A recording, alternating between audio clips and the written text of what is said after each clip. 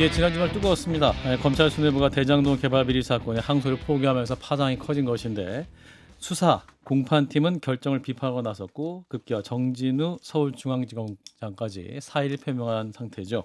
자, 오늘도 장윤미 더불어민주당 대변인, 윤희석 국민의힘 전 대변인 두 분과 함께합니다. 어서 오십시오. 네, 안녕하세요. 자, 그리고 김지호 더불어민주당 대변인, 송영훈 전 국민의힘 대변인 두 분도 어서 오십시오. 네, 안녕하세요. 반갑습니다. 자, 일단 시한 만료 7분 전이었습니다. 금요일에서 토요일가 가기 직전인 밤 11시 53분이었는데 검찰에서 항소를 포기했습니다. 일단 총평부터 듣고 시작하죠. 이 검찰의 대장동 사건 항소 포기 네 분이 한 줄로 한번 요약해서 적어주시면 좋겠습니다. 굉장히 지금 검찰 내에서 또 반응이 크게 나오고 있기 때문에 예, 그래서 여러분의 의견을 한 줄로 적어주시면 되겠습니다. 되게 빨리 적으시는데 오늘은 네 분 다 신중하게 적으시는 것 같습니다. 한동훈 전 대표는 어떤 검사들의 자살이다 이런 얘기까지 했는데, 자, 일단 윤희석 전 대변인, 정청래 긴장 왜 그렇습니까? 대통령이 세다는 게 입증이 됐잖아요. 대통령이 세다. 대통령이 세죠. 이게 그 전까지는 뭐지? 여권 내부에서 대통령의 위상이 어느 정도인가 우리가 굉장히 헷갈리는 상황이 있었잖아요. 근데 대통령이 이 정도로 세구나. 본인하고 연관됐다고 볼 수 있는 재판을 검찰에서 항소도 안 하는구나. 정청래 대표 정신 차리셔야 한다. 이렇게 굉장히 생각합니다. 새로운 해석인데 정청래 긴장. 연구 많이 했습니다. 새로 왔어요. 아주 좋아요. 자, 우리 장윤미 대변인은 저는 항소 자제 이렇게 표현 썼는데요. 예. 일단 그런 것 같습니다. 만약에 일단 윤희석 대변인님 주신 말씀처럼 그러니까 정무적으로만 고려하면 이게 여권에 좋은 것인가 이런 생각이 드는 거예요. 왜냐하면 굉장히 논란이 많아지고 그리고 항소심에 가면 1심 판결이 이제 뒤집어지는 가능성도 상당히 좀 떨어지기도 합니다. 이제 사호심, 속심 두 가지 성격이 다 있어서 예. 이게 1심이 제대로 판단한 거야? 이걸 보면서 가급적, 왜냐하면 증거조사 과정이 항소심에서는 좀 제한돼요. 1심에선 부를 수 있는 증인을 다 부르고 항소심에서까지 똑같이 다 그러긴 어렵다 보니까 1심 판단을 좀 예우하고 존중하는 그런 또 판시가 있습니다. 그렇다 보니까 이게 뒤집어지거나 할 가능성이 없어서 항소심을 가더라도 저는 이게 크게 드라마틱하게 바뀌지 않았을 거라고 보는데 예. 이 법을 정무적인 판단은 그렇다는 거고 오히려 이걸 할 이유가 정치적인 부분만 놓고 보면 없었다. 그럼 다만 이제 법률적으로 봤을 때 대단히 이상한 것인가. 예. 일단 구형과 관련해서 다 중형을 받았잖아요. 예. 심지어 2명 같은 경우에는 구형량보다도 높기도 했고. 그리고 이 추징몰수 얘기를 이제 국민의힘에서 계속 많이 하시는데 예. 기본적으로 배임죄는 이 형사 과정에서 추징몰수를 하지 않습니다. 왜냐하면 피해자가 있는 범죄는 피해가 이 피해자에게 이 손해가 귀속해야 되기 때문에 국고를 귀속하지 않는 거예요. 예. 범죄 수익 은닉 규제법을 보도록 그렇게 돼 있습니다. 예. 자, 잠깐만요. 일단 제가 일단 팻말 든 거 얘기하기 전에요. 예. 방금 전에 피해자가 있는 범죄는 추징 몰수하지 않는다고 얘기하셨는데 예. 제가 우리 장윤미 대변인께 한번 정정할 기회를 드릴게요. 완전히 틀린 말씀이시거든요. 정말로 그 주장 유지하시겠어요? 본인의 말씀을 하시죠. 그냥. 말씀드릴게요. 예. 그러면 대장동 판결문 안 읽어보셨어요? 대법원 판결에요. 이게 예. 정반대되는 대법원 판례 판지가 있습니다. 작년 6월 13일에 나온 2023도 17596 판결입니다. 우리 예. 청취자들 중에서 변호사분들이나 법을 공부하시는 분들도 있기 때문에 제가 판결 번호까지 알려드리고요. 어떤 내용이냐. 부패재산 몰수법상의 몰수 추징 제도는 검사가 범죄 피해 재산을 몰수 또는 추징한 다음에 이를 다시 피해자에게 환부하여 특정 범죄 행위로 인하여 피해자가 입은 재산상 피해를 회복시키기 위한 제도다.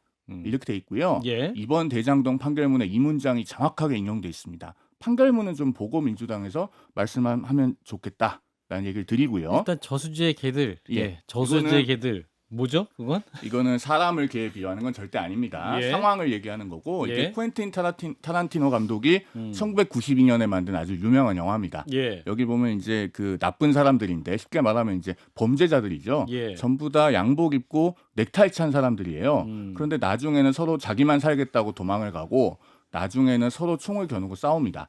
지금 이 전대미문의 항소 포기 사건을 일으킨 뒤에 법무부 장관, 검찰총장 직무대행, 서울중앙지검장이 하고 있는 상황이 이 영화하고 똑 닮았어요.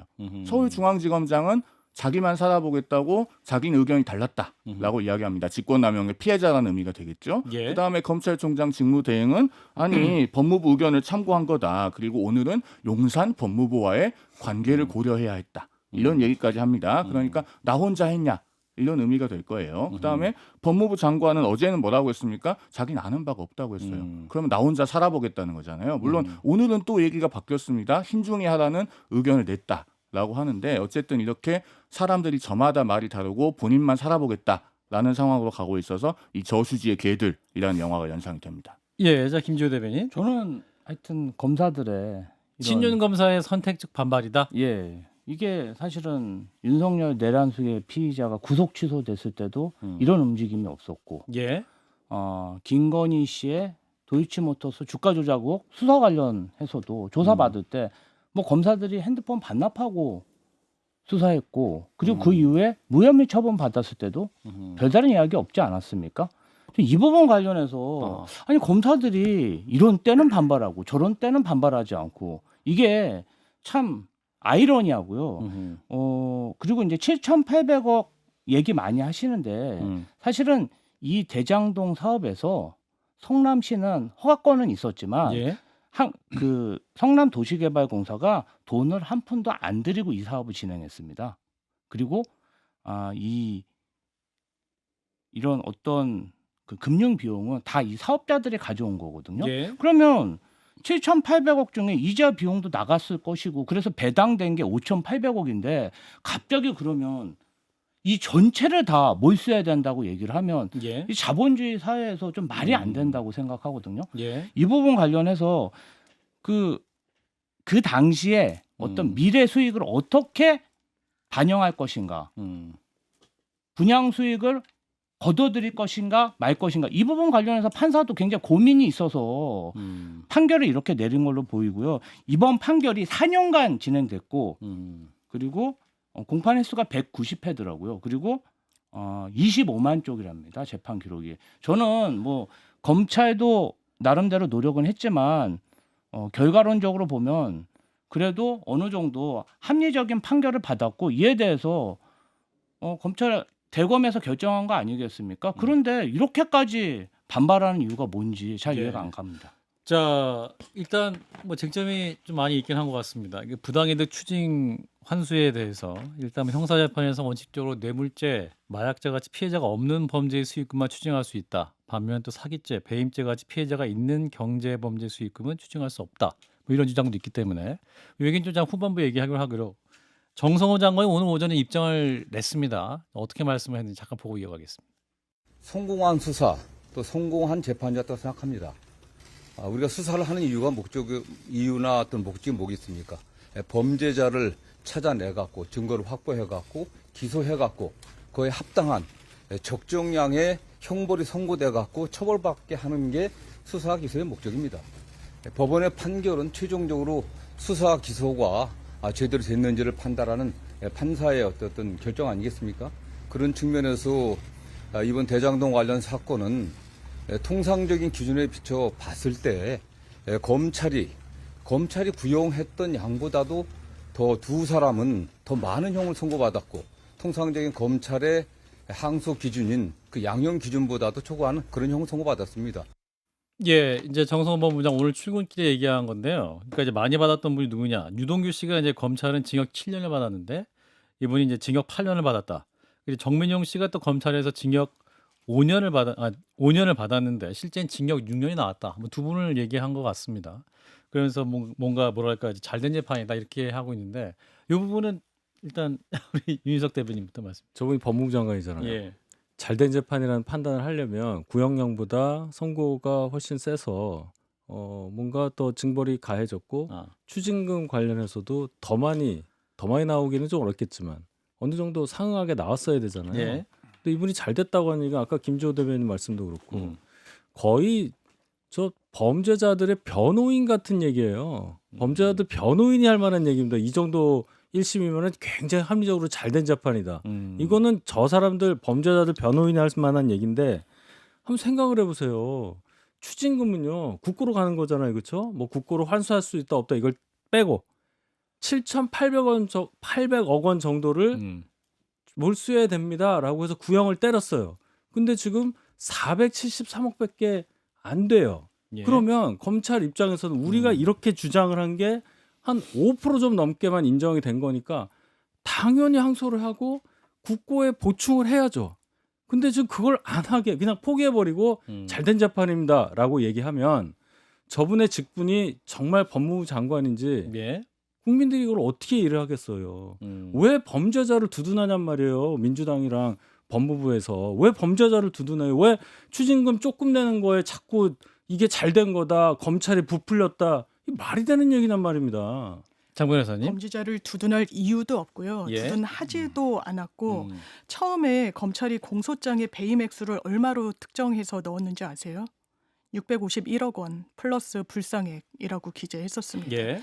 그게 나중에 4,895억 원으로 떠요.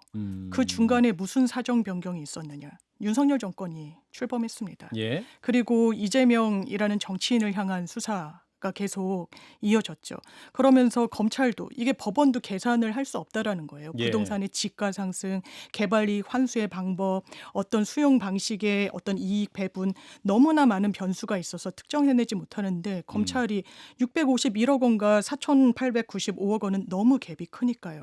그 부분만 있는 게 아닙니다. 1심 판결문 아까도 말씀 주셨지만 거기에서 공범들이 기소가 된 거잖아요. 검찰 입장에서는 예. 뭐 정진상, 이재명이라는 정치인이 이 수사를 받고 있었으니까 그러면 원래 수사하던 거에 더 크게는 거기에 수사가 자제가 된단 말이에요. 예. 근데 별건으로 하면서 왜냐하면 다른 혐의를 막 덧붙여야 이 수사를 판을 벌일 수가 있으니까 이해충돌 방지법 등등으로 수사를 합니다. 예. 그 부분에 대해서 법원이 어떻게 판단했는지 아십니까? 증거 능력이 없다라고 그랬어요. 예. 공판 중심주의에서 이렇게 수사해가지고 증거로 현출해서는 법원이 이걸 증거 능력을 부여해서 판단의 근거로 삼을 수 없다라고 그랬습니다.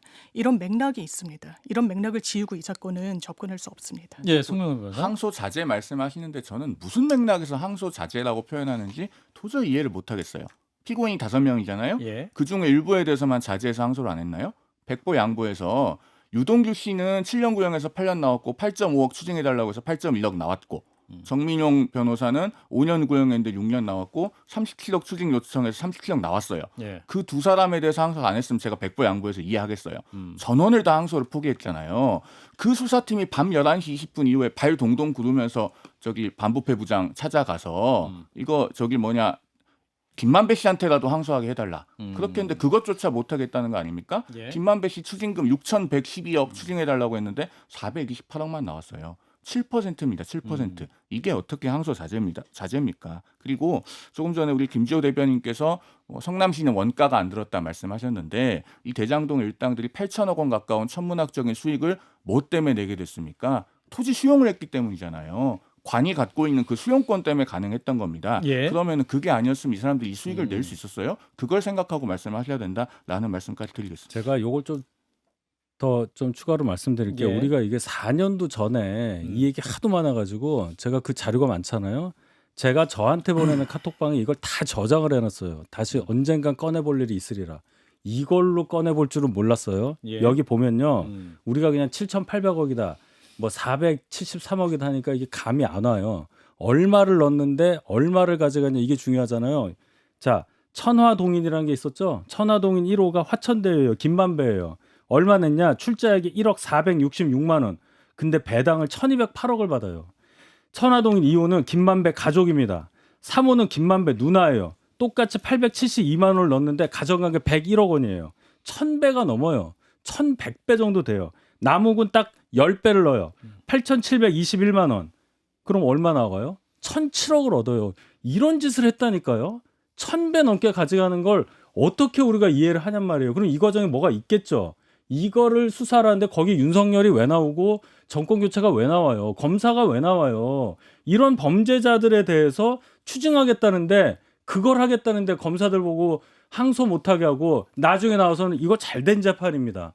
신중하게 판단하라고 했습니다. 이게 논리가 섭니까? 도저히 이해 못하겠는데 저는.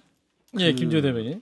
투자를 해서 벌어들인 부분 관련해 가지고는 저도 의혹이 있어요. 그러면 정말 국내 굴지 은행과 증권회사가 껴서 했는데 네. 왜 그 부분 관련해서는 검찰이 수사를 안 했나? 아니 그렇잖아요. 위험도 안고 돈을 저렇게 조금 투자했는데 예. 성남시에서 입찰이 들어왔을 때 천하동인으로 들어온 게 아닙니다. 하나은행 컨소시엄으로 들어온 거예요. 그런데 알고 보니까 저렇게 지배구조를 가지고 많은 배당을 가져간 거잖아요. 그 부분 관련해서 검찰이 제대로 수사했습니까? 그리고 남욱 변호사는 유동규 씨가 예. 검찰 측으로부터 뭐 검찰이라고 특정하지 않았지만 나는 3년형 약속 받았어. 그런데 지금 8년 나오지 않았습니까? 이 부분 관련해서 사실은 정민영하고 유동규 씨한테 뭔가 약속을 하지 않았냐 그런 의혹까지 있어요. 검찰이 예, 그리고 정일공 부장판사는 남욱 변호사 배를 가른다고 하잖아요. 왜 이렇게 반발을 하느냐? 저희가 따져보면 사실은 이런 불법적인 수사가 있지 않았나 이런 의심이 드는 상황입니다. 그러니까 지금 이 얘기는 범죄자들 편에 변호사들이 할 얘기란 말이에요. 우리는 뭐 검사가 어쩌고 법원이 어쩌고 다 필요 없고 예. 범죄자들이 추징금을 한 푼이라도 더 내게 만드는 게 국민적 감정일 거예요. 그렇게 하기 위해서 검찰에서 수사를 했겠죠. 근데 도대체 뭐예요? 지금 추징금 적게 낸 게 잘 됐다고 하고 있고 이 과정에서 검사가 수사를 무리하게 해서 뻥튀기를 했다는 거예요. 추징금 액수를. 이게 무슨 얘기예요? 여기 장관이 할 얘기예요? 잠깐만. 그러니까 이제 그 정성호 장관이 언급한 게 그러니까 이제 남욱 씨가 11월 7일 날 법정 증언을 이런 내용을 합니다. 2022년 9월 당시에 정일권 부장검사가 애들 사진 보여주면서 애들 봐야 할 거 아니냐. 여기 계속 있을 거냐라고 했다. 그러면서 배를 갈라서 장기를 다 꺼낼 수도 있고 환부를 도려낼 수도 있다. 내려가서 곰곰이 생각해봐라라고 했다. 그날 잠을 한숨도 못 잤다. 근데 이분이 이렇게 진술했어요. 그래서 이제 정성호 장관 얘기는 이게 듣고 자기는 정말 충격을 받았다. 그래서 이 수사가 제대로 된 수사인지 따져볼 필요도 있다는 생각도 했다. 뭐 이런 얘기거든요. 선후 관계를 좀 분명히 예. 하죠. 예. 남욱 변호사가 별건에서 그 법정 진술을 한 게 지난주 금요일이잖아요. 그런데 정성호 장관이 오늘 도어 스태핑 하면서 본인은 보고 3번 받았다고 했어요. 그러니까 선고된 당일에 이렇게 선고됐습니다. 라고 보고 받았고 한 3, 4일 뒤에 다시 보고를 받아서 자기가 그러면은 항소를 신중하게 하는 게 좋겠다. 라고 얘기를 했다고 하는데 그럼 그 시점은 남욱 변호사가 법정 진술한 때보다 먼저잖아요.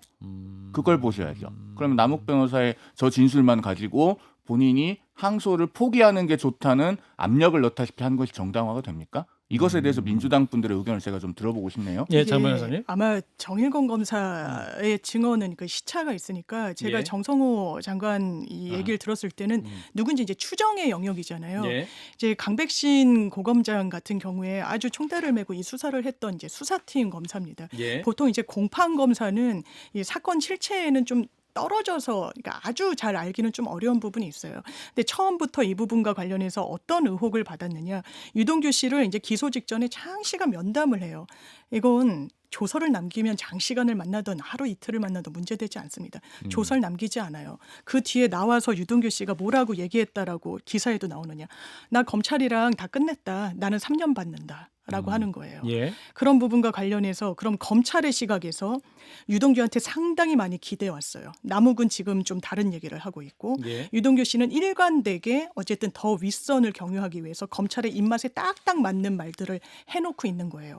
근데 검찰이 구형을 적게 한 거죠. 판사가 그것보다 더 뛰어넘게 했으니까. 그럼 검사는 어떻게 해야 됩니까? 이 사람한테 약속한 것도 있고 만약에 거기에 대해서 본인들도 수사의 성과를 냈다면 항소를 해야 되는 거예요. 그 부분과 관련해서 제로 베이스로 만들어야 되는 그런 부분이 있는 거죠. 예. 그런 시각도 있는 거다. 왜냐하면 그 부분 모해 위증의 혐의가 있다라는 의혹을 강백신 검사가 떳떳하게 어떤 해명을 했는지는 제가 본 기억은 없습니다. 제가 예. 거듭 말씀을 드리는데 다 좋아요. 검찰 수사가 무리할 수도 있고 그 과정에서 피고인의 권리가 침해될 수도 있고 뭐 그런 과정이 있을 수 있습니다만은 법무부 장관이 이 사람들 이재명 대통령하고 전혀 관련 없는 사람들하고 지금 얘기하는 거 아니에요? 이 재판은 이재명 대통령이랑 관련이 없다고 법무부 장관이 얘기했잖아요. 그렇죠. 그러면 어떻게 이런 특정한 재판에 대해서 법무부 장관이 대표로 나서가지고 추징금 액수가 이렇게 많았는데 이렇게 줄어든 것은 수사가 잘못된 것에 대해서 법원이 잘 판단한 것이니까 뭐 예를 들어서 항소를 뭐 신중히 판단해 달라고 한다든지 이런 논리를 전개할 수가 있는 겁니까? 어떤 범죄자이길래 법무부 장관이 현직 법무부 장관이 이런 식으로 쉴드를 치란 말이에요. 딱 그 얘기만 좀 저한테 답을 주세요. 저는 이해를 못 하겠어요. 검찰이 잘못했을 수 있고 검사가 무리한 수사를 했을 수 있고 그 과정에서 문제가 있을 수 있다고 치는데 왜 범죄자를 실드치냐는 거예요. 법무부 장관이 이 사건 관련해서 의견을 안 냈다고 얘기하잖아요. 그냥 신중하게 잘 판단해 달라. 근데 왜 무슨 압력을 넣은 것처럼 송 변호사님 다른 사건도 법무부 장관이 보고받으면 그러니까 다른 신중하게 사건도 항소 여부를 잘 이러냐고. 판단하라고 아니 얘기합니까? 그렇게 얘기하잖아요. 그리고 노만석 그게 잠깐만요. 잠시만요. 그게 노만석 차장하고 직접적인 통화를 한 적이 없다고 얘기하는데 이 의혹 관련해서는 강백신 검사가 있지도 않은 사실을 법무부 장관이 개입한 것처럼 처음에 지금 이 프로스에 써가지고 의혹이 제기됐고 그래서 오늘 알겠습니다. 나가면서 얘기한 거 아닙니까? 그래서 그 도어 스태핑에서 노만석 대행하고 직접 통화한 적 없다고 하면서 그 다음에 뭐라고 했습니까? 기자가 또 묻잖아요. 그럼 어떻게 의견 전달했냐? 그러니까 법무부에 차관도 있고 국장도 있고 간부들도 있다. 그런 이야기를 하지 않았습니까? 못 들으셨나요? 자, 그래서 들었습니다. 오늘 정성호 장관이 또 이제 한동훈 전 대표가 굉장히 많이 이 부분에서 비판을 했습니다. 그래서 또 거기에 대해서 반박을 했는데요. 그 장면을 또 잠시 보고 이어가겠습니다. 한동훈 법무부 장관, 전임 법무부 장관이 뭐 검찰이 자살했다고 얘기하는데 과연 전직 검찰 출신의 법무부 장관으로서 할 수 있는 얘기는 전 납득이 안 됩니다. 본인은 어떻게 했습니까? 윤석열 대통령 그 징계 사건 관련해 갖고 1심에서 승소했는데 항소 본인이 장관 취임, 정권 바꿔 장관 취임하자마자 변호인들 바꿔 갖고서 사실상 침대 축구하듯이 지금 재판장이 왜 증인 신청 조치하지 않느냐 이렇게까지 핀잔을 듣고 결국 패소하지 않았습니까? 그리고 대법원에 상고 포기하겠습니다. 예, 이제 정성호 장관이 한동훈 전 대표에 대한 반박인데 윤석 대변인. 이거는 정말로 사실관계를 잘못 알고 말씀하시는 거예요. 자, 두 가지를 아마 얘기하시는 걸로 보여요. 예. 자, 윤석열 전 대통령이 검찰총장 시절에 추미애 장관한테 징계 처분 받죠. 2개월. 그거 징계 취소해달라고 소송을 내요. 예. 그래서 1심에서 정부가 이깁니다. 취소 정당하다고. 그런데 2심에서 바뀌어요. 윤 대통령이 이기는 거죠. 취소하라고. 예. 자, 그 과정에서 1심에서 승소한 변호인을 법무부에서 바꿔요. 왜 바꾸냐는 거죠. 이긴 변호인을 바꾸니까 2심에서 지지 않았느냐. 윤 대통령 보호하려고 한동훈 장관한테 한 거 아니냐는 얘기인데 예. 변호인이 둘이었어요. 한 사람은 새로 선임된 법무부 법무실장의 친동생이야. 그래서 이해 충돌이 있고요. 한 변호인은 재판부에 본인 스스로 어떤 의견서를 내요. 절차에 안 맞게. 그래서 해임이 되는 거예요. 그래서 바꿔요.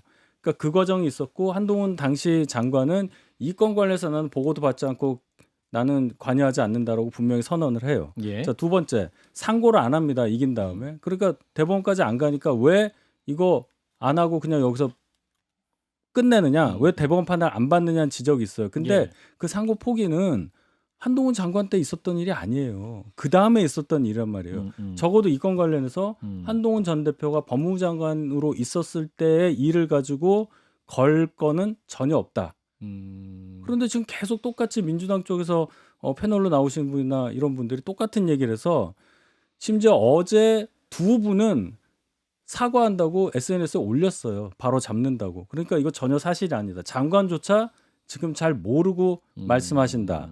이런 확인을 제가 하는 겁니다.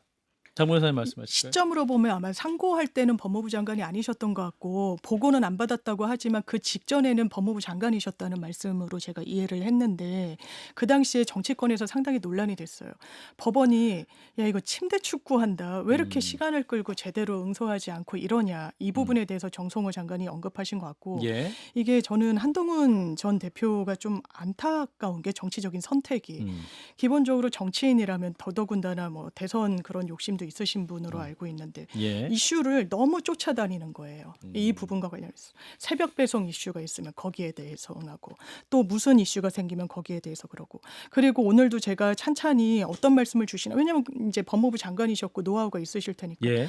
대단히 격앙되고 흥분돼 있다. 이 부분과 관련해서는 심지어 제지를 당할 정도의 톤 다운이 안 되는 그런 부분과 관련해서는 조금 가벼워 보였고 대단히 정파적으로 소구하려고 한다. 누구한테 소구하고자 하는 걸로 읽혔느냐? 국민의힘에 지금의 아주 오른쪽으로 가 있는 국민의힘의 그 내부 구성원들에게 소구하자는 하나의 수단으로 이 이슈를 접근하나라는 인상을 개인적으로 받았습니다. 기본적으로 인상 짧게. 비평은 평론이 아닙니다. 그리고 그 이슈나 컨텐츠에 대해서 할 말이 없을 때 사람의 말투나 말의 톤이나 이런 것들을 트집을 잡는 거죠. 그건 인상평이 한동훈 전 아닌가요, 송 장관의 변호사님? 내용에 대해서 말한 내용에 대해서 반박을 하고 싶으시면 내용을 반론하시면 됩니다.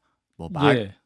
자, 김조 대변인 짧게 하실까요? 아유, 저는 이 부분 관련해 가지고 좀 제 개인적인 생각으로는 제가 이제 성남시에 오래 살았고 이 사건이 일어났을 때 상황을 좀 잘 알아요. 근데 어찌 됐든 대장동 일당들이 그런 뇌물을 주고받은 건 사실이기 때문에 예. 성남시가 예. 지금 손해배상 청구를 해놨습니다. 민사로? 예, 그래서 그 금액을 좀 받아내는 그런 진행을 빨리 진행했으면 좋겠습니다. 5억 걸었어요. 5억 지금 소송가액이 5억이에요. 물론 이제 늘리긴 하겠지만은 인지대도 있고 지금 민사로 될 일이 아니 형사가 이렇게 망가졌는데 성남시가 민사를 피해를 어떻게 받는데 이깁니까? 받아내야죠. 그 민사 짧게. 얘기 짧게만 하면요. 자, 천신만고 끝에 성남시나 성남도시개발공사를 대리하는 변호사가 정말 유능하고 성실해서 모든 손해액 원단위까지 다 입증해가지고 100%로 승소 판결 받는다고 가정해 볼게요. 돈을 받아내야 되잖아요. 못 받아내면 판결문은 그냥 종이 쪽지에 불과한 거예요. 일개 지방 공기업이 그 대장동 일당들이 은닉해 놓은 재산들을 제대로 다 찾아가지고 뭐 사행위 취소 소송하고 강제 집행하고 해서 환수할 수 있을 것 같습니까? 그런데요, 이게 추징금이 되면 뭐가 달라지냐? 대검찰청의 범죄수익 환수과라고 부서가 따로 있습니다. 예. 부장검사 거기 있어요. 그렇게 해서 이 은닉 재산들만 찾아내서 추징하는 부서가 있습니다. 국가공권력이 해주는 거 하고 일개 지방공사가 스스로 하는 거는 천지차이입니다. 이 부분을 아무도 말씀 안 하시기 때문에 제가 좀 정확하게 오늘 지금 짚어드립니다. 2천억 몰수 보전 신청한 걸로 알고 그거 이제 있습니다. 풀어줘야 되잖아요. 항소 안 해가지고. 여기까지 하겠습니다. 한판 승부 함께하고 계십니다.